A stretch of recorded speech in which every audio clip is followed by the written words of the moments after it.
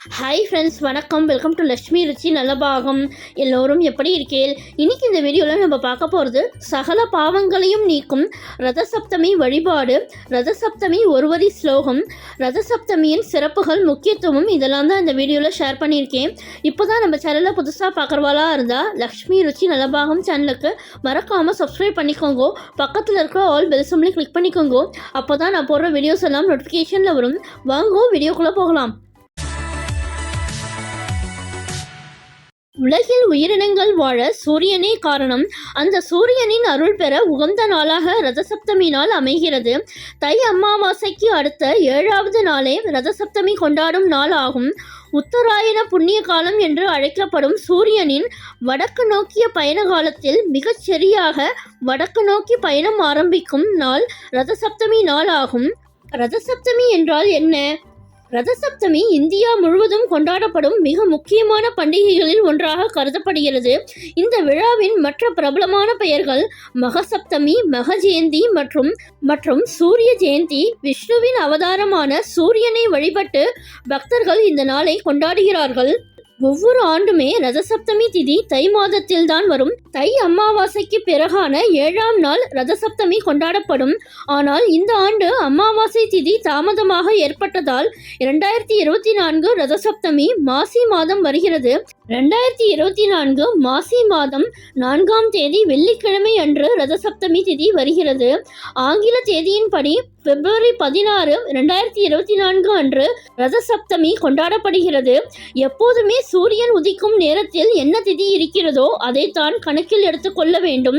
பிப்ரவரி 16ஆம் தேதி சூரிய உதயத்தின் போது ரதசப்தமி திதி இருப்பதால் பிப்ரவரி 16 அன்றுதான் ரதசப்தமி கொண்டாடப்பட வேண்டும்.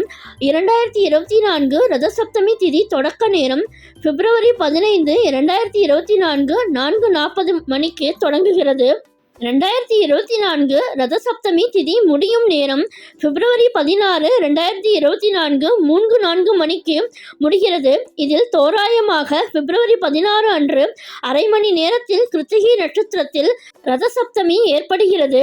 சப்தமி நேரத்தில் கிருத்திகை நட்சத்திரம் பிறப்பது மிகவும் சிறப்பானதாகும். ஏனென்றால் சூரிய பகவான் கிருத்திகை நட்சத்திரத்திற்கு உரியவர் என்பதும் குறிப்பிடத்தக்கது. இப்பொழுது ரதசப்தமியின் வரலாறு பற்றி பார்ப்போம். காஷ்யப முனிவருக்கும் அதிதி தேவிக்கும் மகனாக சூரிய பகவான் பிறந்த நாள்தான் தை மாதத்தில் வரும் சப்தமி திதியாகும். சூரிய பகவான் மகாவிஷ்ணுவின் மற்றொரு வடிவமாக வணங்கப்படுகிறார். உலகத்தில் உள்ள அனைத்து ஜீவராசிகளும் உயிருடன் இருப்பதற்கு சூரியனின் ஒளிக்கதிர்கள் மிகவும் இன்றியமையாததாகும். தை மாதம் என்பது தேவர்களுக்கான உத்திராயண புண்ணிய காலம் என்பது குறிப்பிடத்தக்கது. உத்திராயண புண்ணிய காலம் தை மாதம் 1ஆம் தேதியே தொடங்கினால் கூட சூரியன் வடதிசை நோக்கி செல்வது ரதசப்தமி அன்று நிகழ்கிறது. சூரிய பகவானுடைய தேர் வடக்கு அரைகோளத்தில் நகர்கிறது என்பதை உணர்த்தும் நாள்தான் ரதசப்தமியாக கொண்டாடப்படுகிறது. இந்த நாளிலிருந்து வெப்பம் கொஞ்சம் கொஞ்சமாக அதிகரிக்கும் என்பதும் குறிப்பிடத்தக்கது. இப்பொழுது ரதசப்தமி நாளின் சிறப்புகள் பற்றி பார்ப்போம். ரதசப்தமி அன்று பெருமாள் கோவில்களில் சூரிய பிரபையுடன் கூடிய ரதசப்தமி உற்சவம் நடைபெறும். அதை தரிசித்தால் முன்னோர்கள் திருப்தி அடைவர். திருப்பதி திருமலையில் நடக்கும் ரதசப்தமி உற்சவம் மிகவும் விசேஷம்.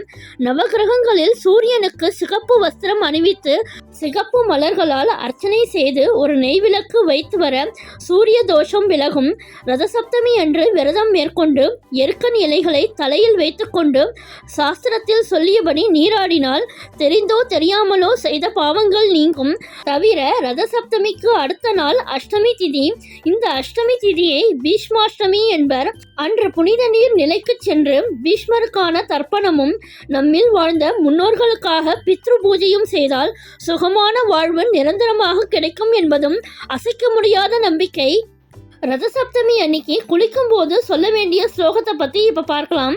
சப்த சக்தி பிரியே தேவி சப்த லோகைக பூஜிதே சப்த ஜன்மார்ச்சிதம் பாவம் ஹர சப்தமி சத்வரம் யத் யத் கர்ம கிருதம் பாவம் மயா சப்தசு ஜன்மசு தன்மே ரோகம் ஷ மாகரி ஹந்து சப்தமி நௌமி சப்தமி தேவி துவாம் சப்தலோகைக மாதரம் சப்தா அர்க்கபத்ர ஸ்நானேன மம பாவம் வியபோஹய.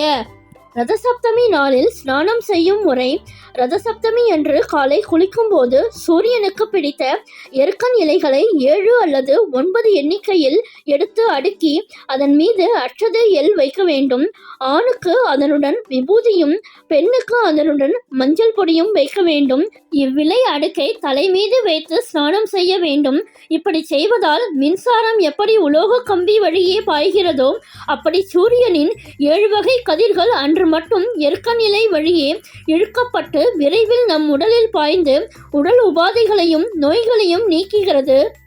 ரதசப்தமி அன்று சொல்ல வேண்டிய ஒரு வரி ஸ்லோகம்: ஓம் நமோ ஆதித்யாய புத்திர் பலம் தேஹிமே சதா. ரதசப்தமி ஸ்லோகம்: சத்வரம் யத் யத் கர்ம கிருதம் பாபம் மயா சப்தசு ஜென்மஷ தன்மே ரோகம் ஷ மாகரி ஹந்து சப்தமி நவமி சப்தமி தேவி துவம் சப்தலோகைக மாதரம் சப்த அர்க்க பத்ரஸ்நானன்ன மம பாவம் வியப்போஹய. இந்த ரதசப்தமி ஸ்பெஷல் வீடியோ பிடிச்சிருந்தா உங்கள் ஃப்ரெண்ட்ஸ் அண்ட் ரிலேட்டிவ்ஸோட ஷேர் பண்ணிக்கோங்க.